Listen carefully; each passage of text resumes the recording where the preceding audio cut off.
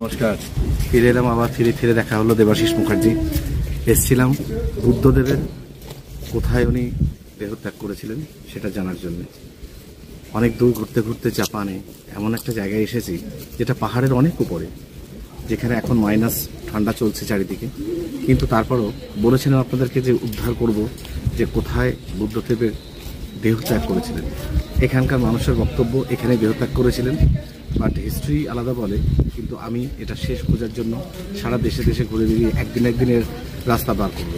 আর এই জায়গাটা এত সুন্দর জায়গা, যেখান থেকে আপনারা অনুষ্ঠান দেখছেন, তারপরেও কিন্তু আমরা বিদেশে যতই চাই আমি একটাই কথা বলবো, কামাখ্যা কাম সম্পন্নী কামেশ্বরী হরপ্রিয়ান কামনাং দেহি নিমিত্তাং কামেশ্বরী নমস্তুতে। আপনারা সবাই সুস্থ থাকবেন, ভালো থাকবেন। বুদ্ধদেবের অনেক অনেক আশীর্বাদ নিয়ে আমি ভারতবর্ষে ফিরে অনুষ্ঠানে অনেক কিছু টেম্পল দেখাবো, অনেক জায়গা দেখাবো, যেখানে দেখলে আপনাদের মনটা খুব খুশি হবে এবং আপনারা জানবেন। তার কারণ হচ্ছে আমি কখনো ফেক কথা বলি না, কারণ আমি অলটাইম বিদেশ ঘুরি একটাই কারণে, কি একটা ইতিহাসকে ভেতরে কি আছে তথ্য বার করার জন্য। যদি আমি বার করে জ্ঞান অর্জন করতে পারি তবেই তো আপনাদের মধ্যে বিতরণ করব। বহু পর্যটক এসছেন এখানে, আপনারা দেখতে পাচ্ছেন আশেপাশে কত লোক এসছে এখানে। যারা এখানে দেখছেন, আমি ক্যামেরাম্যানকে বলবো পাশে যেখানে আমি যেটা জানতে পারছি যেখানে বুদ্ধদেবের দেহত্যাগ করেছিলেন সেই টেম্পলটা একটু দেখাতে, আস্তে করে একটু টেম্পলটা একটু দেখিয়ে আর কত দর্শক এখানে এসছেন সেটাও একটু দেখা হবে, কথা বলবো। প্রচুর এখানে দর্শক এসছেন, কিন্তু আমি আপনাদের মনের মধ্যে এখনো বাস করছি, আপনাদের কাছে রয়ে গেলাম। তার কারণ হচ্ছে জীবনের যাত্রাটা শুধু বিদেশ করে কাটলো কেন? শুধুমাত্র তথ্য সংগ্রহ করা কেন? একটাই কথা বলি যে ঘুড়িতে যদি একটা ওজনদার কিছু থাকে তবেই আপনাদেরকে কিছু বলবো। আমাকে খুঁজতে হয়, যেতে হয়, বহু তথ্য নিয়ে ফিরে আসবো। আবার নতুন যখন অনুষ্ঠান হবে তখন আপনাদেরকে ব্যক্ত করব যে এই অন্তর্ধান মানে এত তিব্বত থেকে, ভুটান থেকে, গ্যাংটক থেকে সমস্ত জায়গায় বুদ্ধদেবের মন্দির দেখতে পাই, কিন্তু আসলগুলো এখানেই দেখতে পাচ্ছি, এখানেই তথ্যগুলো পাচ্ছি যে উনি কোথায়, জাপানে কোন জায়গায় মনস্ট্রি এখানে ছিলেন, বা এখানে মনস্ট্রিতে কোন জায়গায় উনি উত্থাপন করেছেন, কী করেছেন। জানতাম আমরা সারনাথ বেনারসে, কিন্তু কোনটা সত্যি কোনটা মিথ্যা এখনও কিন্তু একটা জিজ্ঞাসা চিহ্ন রয়েই যাচ্ছে আমার মধ্যে। চেষ্টা করব সেটাকে শেষ পর্যন্ত সেই সীমানা পৌঁছানোর।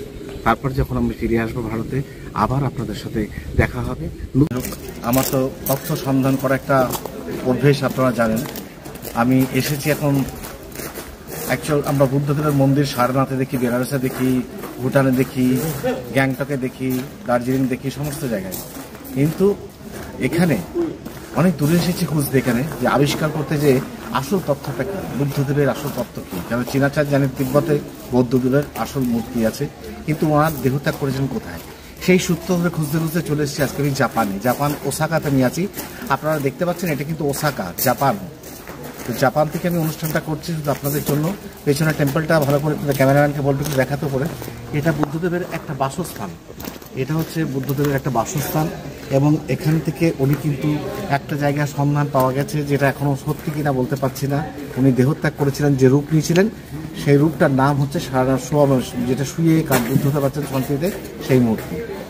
এই ছোট অনুষ্ঠান নিয়ে আসবো, শুধু আপনাদের উদ্দেশ্যে একটা বলতে চাই, এই অনুষ্ঠানটা দেখতে থাকবেন। তার কারণ হচ্ছে এখানে মিথ্যা কোনো কিছু নেই, সত্যি আছে, সত্যি। বা বিদেশ আমি যাই কারণ এই তথ্যগুলো উদ্ধার করতে, ঘুরতে নয়, এগুলো উদ্ধার করে আপনাদের সামনে প্রেজেন্ট করতে। কারণ আপনারা জানুন, বুঝুন, এমন একটা দেশ যেটা জাপান থেকে দাঁড়িয়ে আমি আপনাদের অনুষ্ঠান দেখাতে পারছি, এটা আমার সৌভাগ্য।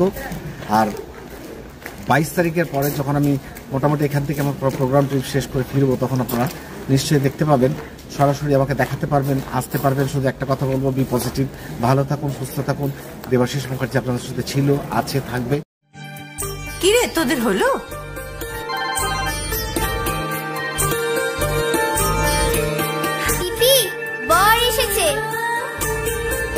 পড়ে যাবি তো। আমার বিয়ে, আমার বেনারসি, একটা নতুন গল্প তার, মন ছুঁয়েছে মনের মানুষ, স্বপ্ন যে আজ রঙিন। নতুন স্বপ্নে নতুন করে সেজো, বিমল শাড়ি সেন্টার, কাঁচরাপাড়া।